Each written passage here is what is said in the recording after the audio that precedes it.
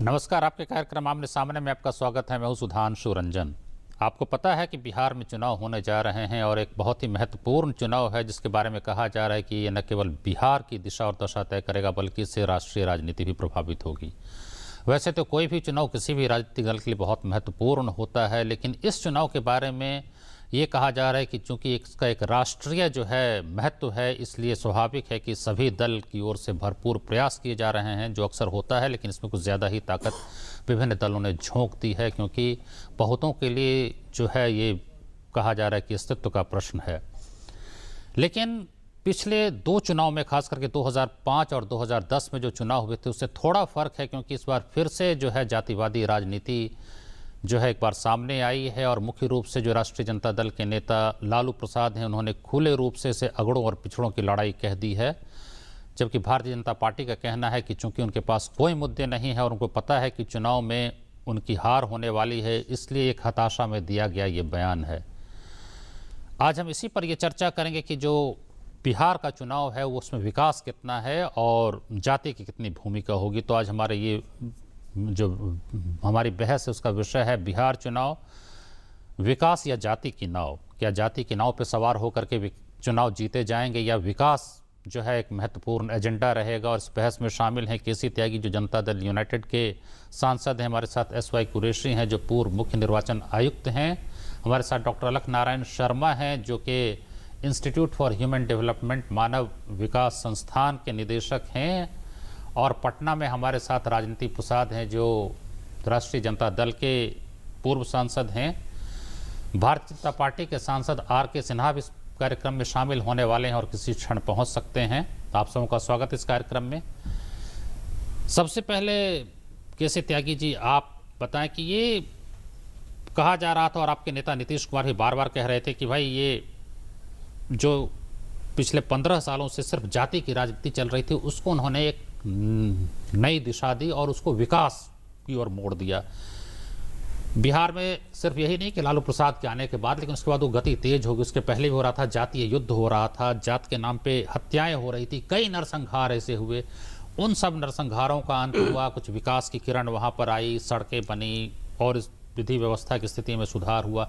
लेकिन उसको फिर से जो है 15 साल पीछे मोड़ दिया गया है। और आपके नेता नीतीश कुमार जो है वो या तो वो बिल्कुल बेवश हो चुके हैं या फिर वो साथ दे रहे हैं उसी पुरानी राजनीति का जिसका वो विरोध कर रहे थे। जातिवाद बिहार की राजनीति में या देश की राजनीति में 15-20 साल पहले से है, ऐसा मैं नहीं मानता हूँ। जब से ये हिंदू की जात व्यवस्था है, तब से भारतीय समाज में जाति है, जातिवाद है। और जो भारतीय मुसलमान हैं, इंडियन मुस्लिम्स जो हैं, उनके अंदर भी जाति का प्रकोप और गंदगी उतनी ही है जितनी हिंदू समाज की है। तो ये तो उसको बनाए रखा जाना चाहिए, खत्म करना जरूरी नहीं। है। मेरा वक्त तो पूरा नहीं हुआ, इसलिए ये भारतीय समाज का रोग हो गया है। और समय समय पर जो समाज सुधारक हैं, जो राजनीतिज्ञ हैं, जो विश्लेषक हैं, उन्होंने प्रयास किए, इस पर प्रहार किए, लेकिन ये रोग राजनीति ने और मजबूत किया। कुछ नेताओं के लिए चुनाव की वेतन नहीं बनी। जाति के नाम पर यहाँ से लेकर के दक्षिण भारत तक आधा दर्जन से दल काम कर रहे हैं। कोई कम्मा का दल है, कोई रेडियो का दल है, कोई आप उसको सही मानते हैं? नहीं, मैं तो जाति विहीन। उन्होंने जब कहा कि देश आरक्षण की ये सुविधा, उस पर उसकी समीक्षा होनी चाहिए, उसकी समीक्षा होनी चाहिए। और समीक्षा भी गैर राजनीतिक लोग करें। तो समीक्षा एक तो होनी नहीं चाहिए, नंबर 1। नंबर 2, अगर होनी है तो संसद किस काम के लिए बनी है? संसद के बाहर जाकर के इसके तो लिए समीक्षा होने में क्या ये अगड़ों पिछड़ों की लड़ाई हो जाएगी? नहीं, समीक्षा इसकी नहीं होनी चाहिए कि आरक्षण मिलना चाहिए कि नहीं मिलना चाहिए। जो वर्ग वंचित रह गए हैं उनको कैसे इफेक्टिवली इसमें इन्वॉल्व किया जाए, नंबर 1। नंबर 2, इन जातियों को जिनको आरक्षण मिला हुआ है, क्या इनका भी कोटा पूरा हुआ है कि नहीं हुआ है? मैं आप तीनों, चलिए हम पटना चलते हैं। नहीं, मेरी बात का अंतिम दौर रह गया। मैं आपको आपके चैनल के माध्यम से कहना चाहता हूं, आज केंद्र सरकार में एक भी सचिव शेड्यूल कास्ट का नहीं है 68 साल की आरक्षण के बाद। वो व्यापक बहस है, भी उसमें हम नहीं जाएंगे, अभी हम बिहार तक इसको सीमित रखेंगे। हम चलते हैं पटना, जहां राजनीति प्रसाद हमारे साथ हैं, राष्ट्रीय जनता दल के पूर्व सांसद हैं। हाँ राजनीति प्रसाद जी, आप बताइए कि आपके नेता जब खुल्लम खुल्ला जाति के नाम पर वोट मांगते हैं राघोपुर में, जहां से उनके पुत्र तेजस्वी यादव खड़े हैं, सीधा कहते हैं कि यादव जो हैं वो तेजस्वी के लिए मतदान करें, सभी अगड़े पिछड़े जो हैं इसको तय करें कि अगड़े की सरकार बनेगी या पिछड़ों की सरकार बनेगी। बल्कि चुनाव आयोग ने तो उन पे जो है मुकदमा भी दर्ज कर दिया है, क्योंकि जो मॉडल कोड ऑफ कंडक्ट है, जो आदर्श आचार संहिता है, उसका उल्लंघन माना जा रहा है। आप जाति के आधार पर वोट नहीं मांग सकते हैं। आपकी क्या प्रतिक्रिया है?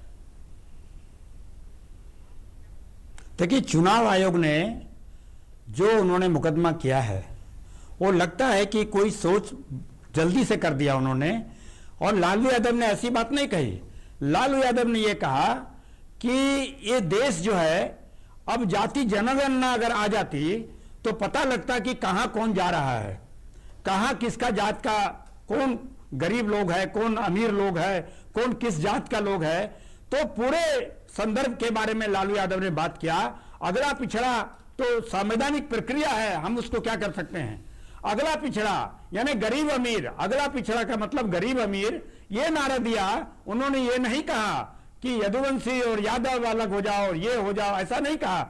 अगला पिछड़ा की लड़ाई लड़ी, और अगला पिछड़ा की लड़ाई तो पूरे देश में लड़ाई लड़ी जा रही है। ऐसा नहीं कि केवल हम बिहार में हो रहा है, ऐसा नहीं है। लालू यादव ने यह नहीं कहा कि केवल एक जात का नाम नहीं लिया, बल्कि कहा कि जो पिछड़े लोग हैं, दलित लोग हैं, शोषित लोग हैं, सब इकट्ठे होकर के लड़ाई लड़ो। और राजनीति बाबू ठीक है, आप कह रहे हैं कि अमीर गरीब शब्द एक बार उन्होंने नहीं कहा कि अमीर और गरीब के बीच की लड़ाई है।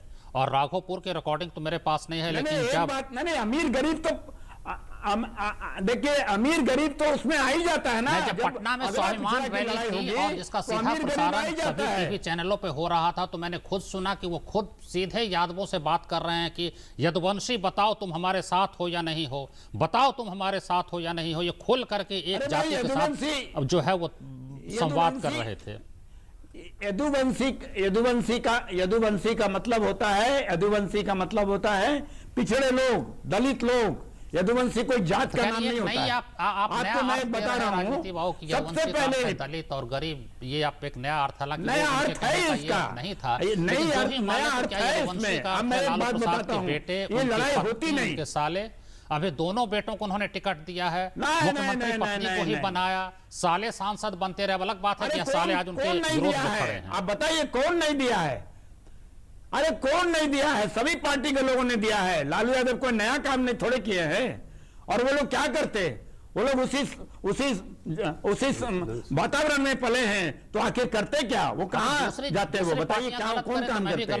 अभी लड़ाई सभी जगह ये है। बेईमानी करें तो मैं भी बेईमानी करूं, और वो नहीं, हम गलत नहीं कर रहे हैं। वो लोग तो संस्कार से है, वो लोग तो संस्कार से आया है राजनीति में, उसमें कोई दिक्कत नहीं है। वो लोग संस्कार है, लालू यादव का जो संस्कार है, उसके परिवार का जो संस्कार है, उसी से इन लोगों को भी शिक्षा मिली है और वो लोग चुनाव लड़ रहे हैं, उनको टिकट दिया गया। तो फिर राजतंत्र ही हो जाना चाहिए। राजा का संस्कार उसके बेटे में आता है, तो फिर तो राजतंत्र ही हो जाना चाहिए ना। फिर तो कोई राजतंत्र नहीं है। केवल लालू यादव के लिए आप लोग क्यों बोलते हैं? सुधांशु रंजन जी, केवल लालू यादव के लिए नाम क्यों लेते हैं? सभी लोग ऐसे करते हैं, सभी लोग। कौन पार्टी ऐसा नहीं है जहां करता है? लालू यादव एक पिछड़े का नेता है, दलित शोषित का नेता है, इसलिए आप उसको टारगेट करना चाहते हैं। और आप लोग टारगेट करके उनको कहते हैं कि ऐसा करते हैं, ऐसा करते हैं। सभी लोग तो ऐसे कर रहे हैं। बताइए कौन नहीं कर रहा है? बताइए किसको?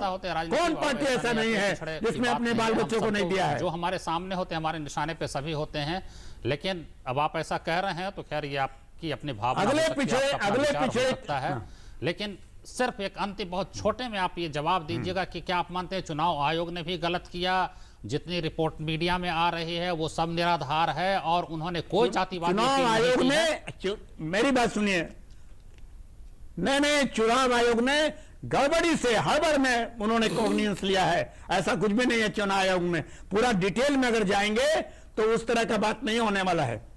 चलिए ठीक, बहुत धन्यवाद राजेंद्र प्रसाद जी। हाँ कुरैशी साहब, आप बताइए, जो कह रहे हैं कि बहुत हड़बड़ी में ये काम किया गया, एक अंतर विरोध तो है। एक तरफ है कि अपने देश में जाति एक सच्चाई है, संप्रदाय भी एक सच्चाई है, बहुत सारे तत्व होते हैं। जो आचार संहिता है उसमें कहता है आप इसके नाम पे मत मानेंगे उसके ना, लेकिन एक तरफ सामाजिक सच्चाई है, दूसरी ओर आदर्श आचार संहिता है, दोनों में तालमेल भी बैठाने की जरूरत है। अब ये कहाँ पे ये होता है, जैसे अब लालू पे मुकदमा हो गया, लालू प्रसाद पे, दूसरी ओर सुशील मोदी पे हुआ, इन्होंने कहा हम ये देंगे वो देंगे। अब कहते हैं भाई अगर हम लोकतंत्र में ये भी नहीं कह सकें कि आपको क्या देंगे तो फिर हम आखिर क्या जनता के साथ संवाद क्या करेंगे। चुनाव आयोग का आपका जो अपना अनुभव है, आप क्या मानते हैं किस हद तक इन मतलब आचार संहिताओं को लागू किया जाता है और कितना उचित है उस तरह से करना? देखिए, ये जो एफआईआर हुई है ये मॉडल कोड के अंदर नहीं हुई है, ये तो द इंडियन पिनल कोड और रिप्रेजेंटेशन ऑफ पीपल एक्ट के तहत हुई है। और डिस्ट्रिक्ट इलेक्शन ऑफिसर या जिला निर्वाचन अधिकारी ने किया, इलेक्शन कमीशन ने नहीं की। डिस्ट्रिक्ट इलेक्शन ऑफिसर को पूरा अधिकार है, डेलीगेटेड पूरी उनकी पावर है। इधर मॉडल कोड के बारे में मेरा ख्याल है कि शायद इलेक्शन कमीशन भी मॉडल कोड का नोटिस भी देने जा रही है। उन्होंने शायद एक सारे इनके जो स्पीच है उसको डिटेल में एग्जामिन किया है। हमारे पास इलेक्शन कमीशन में जब ये कंप्लेंट आती है तो हम उसकी रिकॉर्डिंग मंगवाते हैं, उसका ट्रांसक्रिप्ट मंगाते हैं। कुछ चीज़ें तो बहुत ऑब्वियस होती हैं, कुछ को ज़रा दो चार बार देखते हैं कि भाई उसकी टोन क्या थी, उसका इम्पैक्ट क्या होगा, कि भड़काव हुआ नहीं है। उसके बाद बहुत ही सोच समझ के निर्वाचन आयोग फैसला करता है। और मैं समझता हूँ कि अब जब ये मॉडल कोड का कार्रवाई इलेक्शन कमीशन में आएगी तो आपको ये शिकायत नहीं होगी कि कोई जल्दबाजी में कुछ किया गया है, बहुत सोच समझ के उनका फैसला आएगा। पर एक चीज़ मैं ज़रूर सुधांशु जी बताना चाहूँगा कि जो मेरा एक अनुभव है कि एक बदकिस्मती की बात है कि इलेक्शन जिसके थ्रू हिंदुस्तान की पॉलिटी, हिंदुस्तान की डेमोक्रेसी को सुधरना चाहिए था, उसने 3 खराबियाँ बढ़ा दी। एक तो जातिवाद, एक कम्युनलिज्म और एक करप्शन। और जिन लोगों को मेरा कहना है, मेरा अनुभव है कि 60 साल पहले जिनको अपनी जाति नहीं पता थी, आज उनको उसकी सब कास्ट तक बता दी जाती है, क्योंकि उस बेसिस पे वोट बैंक बनते हैं। ये एक तो हमारे त्यागी जी जो आयरॉनिकल बात है। आप उल्टी बात कह रहे हैं। त्यागी जी तो कह रहे थे कि हजारों साल से चला आ रहा है, पर आप उल्टी बात कह रहे हैं। मैं उल्टी बात नहीं कर रहा, मैं ये कह रहा हूँ कि उस जो कॉन्शियसनेस थोड़ी कम हो गई थी और कम होने की उम्मीद थी कि भाई 21वीं सदी की तरह हम जाएंगे तो इन चीज़ों से ऊपर उठ जाएंगे, उसके बजाय ये जो डिफरेंसेस है बढ़ गए हैं। आलोक शर्मा जी, आप बताएं, आप तो अर्थशास्त्र के जानकार हैं और बिहार पे काफ़ी आपने काम किया है।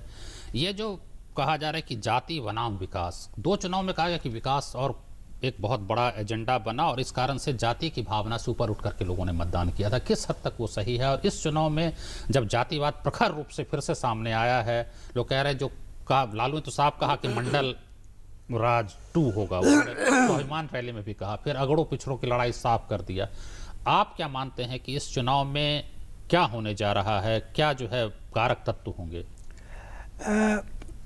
हमारी समझ से आपने जो बात कही कि इसके पहले के 2 चुनाव में जाति का उतना महत्व नहीं था जितना कि पहले के 15 सालों में था या उसके पहले के इलेक्शंस में था,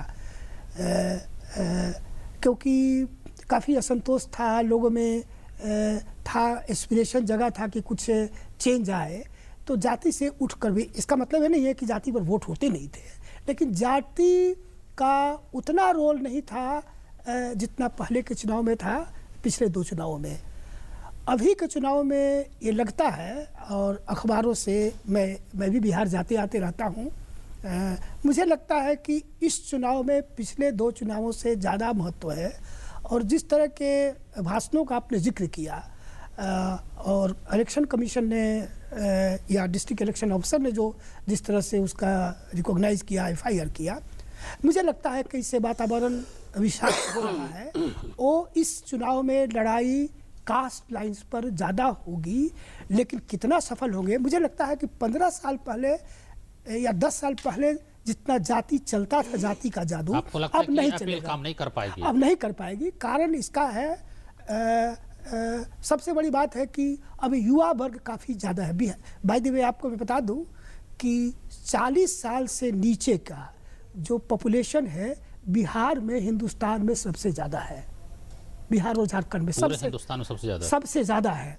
अच्छा, सबसे इसके आधे लोग करीब 15 साल से और 40 साल के बीच के बिहार से बाहर माइग्रेट करते हैं। वो दूसरी जगह देखते हैं कि क्या होता है, क्या एस्पिरेशन है, क्या तरक्की है। तो मुझे लगता है कि वो जो पहले का जो उनका नॉलेज था या उनकी फीलिंग थी, उससे अब दूसरी होगी। इसका मतलब ये नहीं है आप वातावरण को विषाक्त करते हैं तो उसका असर होगा, लेकिन वो असर नहीं होगा जो असर आज से 10 साल और 15 साल पहले होता था। इसलिए मुझे लगता है इसके बावजूद भी वो दूसरी बात यह है कि जितना हो उसके पहले के राज में, और इनफैक्ट अभी जो बातें हुई हैं, ऐसा नहीं हुआ कि बैकवर्ड लोग, जो बैकवर्ड कास्ट के लोग का है उनका इकोनॉमिक एम्पावरमेंट हो गया है, ऐसा तो सबके एक्सपीरियंस है। नहीं तो आधे लोग बिहार से माइग्रेट क्यों करते हैं? बिहार में जॉब क्रिएट हो नहीं रहा है। हम लोगों ने जो कुछ अध्ययन किया है, सबसे अधिक जॉब कम या एम्प्लॉयमेंट क्रिएट बिहार में हुआ है, जब विकास की दर हमारा ज़्यादा भी थी। तो ऐसे भी देख रहे हैं कि उत्तर प्रदेश में 367 चपरासी के पद के लिए 23 लाख आवेदन आते हैं, जिसमें पीएचडी। तो बिहार और यूपी में कोई फर्क तो होगा नहीं। जी जी जी जी जी। तो मतलब स्थिति बहुत ही गंभीर है। चलिए हम एक यहाँ पर छोटा सा ब्रेक लेते हैं और ब्रेक के बाद हम चर्चा को आगे जारी रखेंगे। आप बने रहिए हमारे साथ। ए भाई जरा देखो तो, टंकी ही नहीं कूलर भी, ड्रम ही नहीं गमले भी, घर में ही नहीं बाहर भी। ए भाई जिधर देखो हर तरफ एडीज मच्छर, घड़े में, टायर में, डिब्बे में, प्याले में, हर जगह पनपता है। डेंगू और चिकुनगुनिया का मच्छर साफ पानी में ही पनपता है। ड्रम, कूलर आदि को हर सप्ताह साफ करें। कोई भी चीज जिसमें पानी जमा हो सके इधर उधर न फेंकें। प्यारे और इस हालत में बचाव ही एक रास्ता है। ये भाई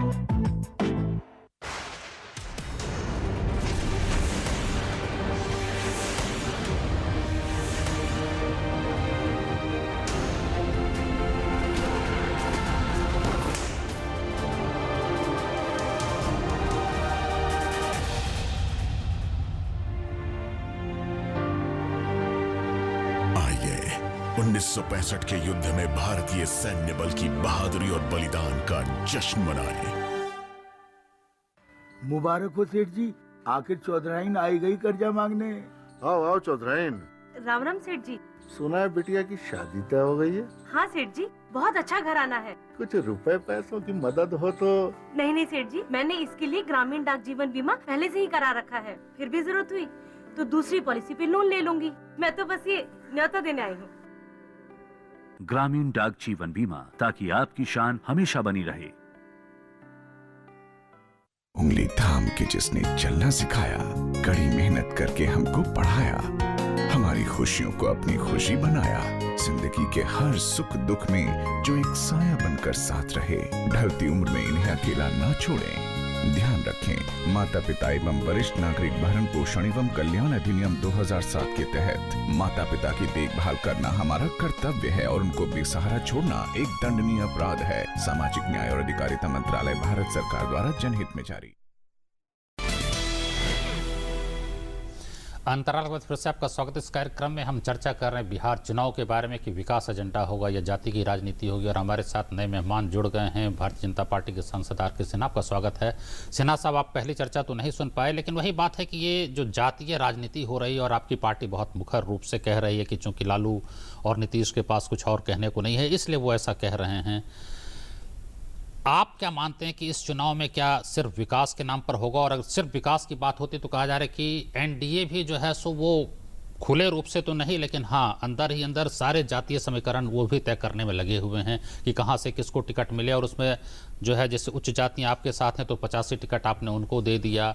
अब ये जो कह रहे हैं, आपके जो एक सहयोगी हैं उपेंद्र कुशवाहा, वो कह रहे हैं कि अशोक भी कुशवाहा ही थे। महाकवि रामधारी सिंह दिनकर की भी जाति तय कर दी गई, आपकी पार्टी ने भी सम्मेलन कर दिया। तो जातीय समीकरण से पूरी तरह आप भी ऊपर नहीं हैं। देखिए, बिहार या उत्तर प्रदेश में जातीय व्यवस्था बहुत पुरानी है और जातीय व्यवस्था पे गर्व करना, जातीय कार्य करना, ये इसमें कोई बुराई नहीं है, लेकिन उसका राजनीति में प्रयोग करना और जातीय उन्माद पैदा करना ये बहुत गलत है जो हो रहा है। मैं नहीं समझता हूँ कि भाजपा इसमें विश्वास रखती है, और हम तो विकास की ही बात कर रहे हैं।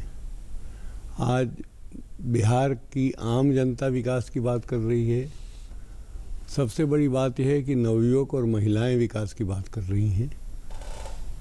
तो बिहार तो विकास की राह पे चल पड़ा है। नहीं, अब तो महापुरुषों की भी जाति देख करके जयंती मनाई जाती है। मैं तो त्यागी से पूछूंगा, विजयोत्सव महोत्सव मना दिया कुंवर सिंह को लेकर के, मैंने दिनकर जी की बात कही। अब चूंकि दिनकर जी का कुछ नहीं फिट हो रहा था, न तो जन्म तिथि न कुछ, तो कहा संस्कृति के 4 अध्याय के 50 वर्ष हो गए, जबकि 55 वर्ष हो चुके थे। तो कहा कि 50 वर्ष पूरे हो गए, वो भी गलत तिथि बताई गई, और वो सम्मेलन आप लोगों ने किया यहाँ पे। तो कहीं ना कहीं वो बात तो है ही कि आप बोले ना, लेकिन लगता है कि हाँ, किसी जाति को प्रभावित करने के लिए हथकंडे होते हैं। नहीं, ऐसा कुछ नहीं है। राष्ट्रकवि रामधारी सिंह दिनकर जो हैं, ये एक राष्ट्रीय कवि थे। ठीक है, वो एक जाति विशेष से आते थे, उनकी जाति पूरे बिहार को पता है, लेकिन उसका कोई महत्व, किसी को मंशा नहीं थी। नहीं, ऐसा कुछ देश कभी भी रामधारी सिंह दिनकर को जाति के रूप में नहीं देखता।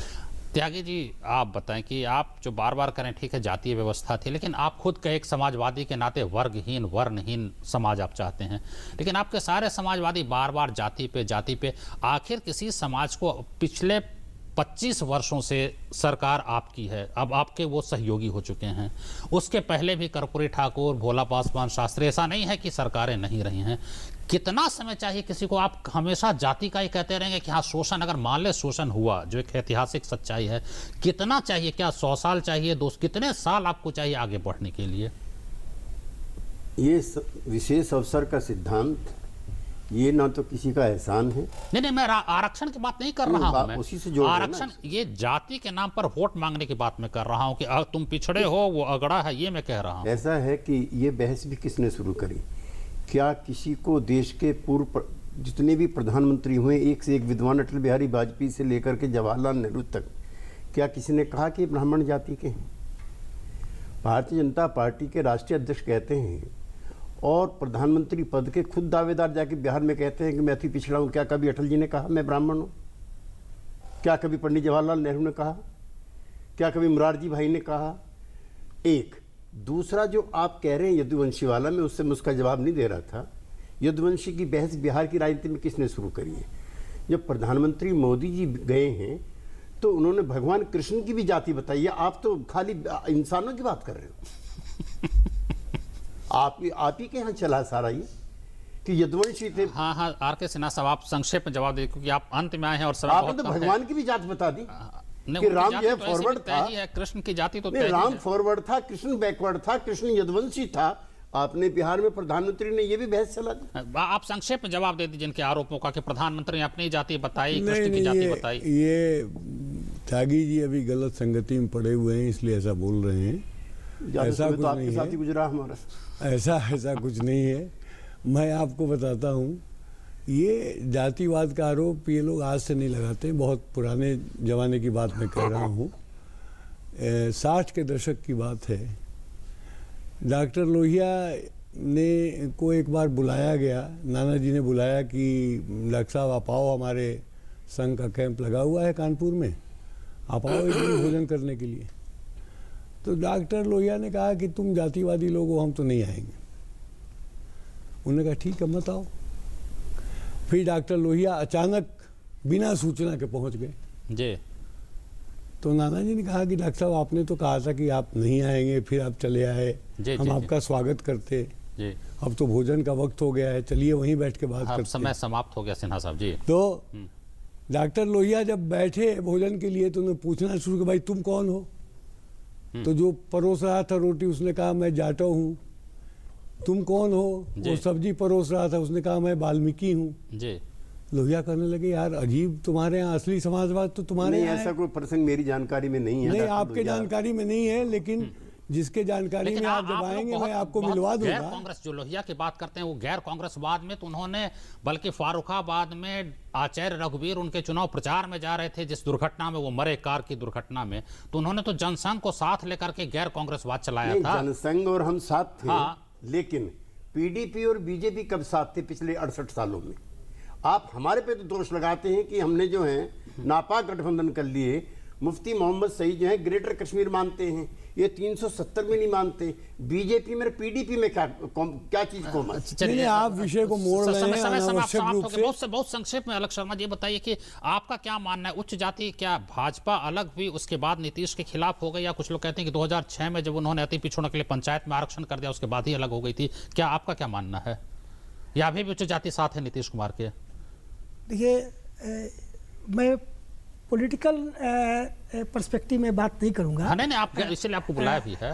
मैं बहुत संक्षेप में। हाँ, मैं समझता हूं कि अभी ध्रुवीकरण हो रहा है, और ऐसे भी अग्रणी जातियों की संख्या बिहार में है कितनी, 17-18% पूरे पॉपुलेशन के हैं।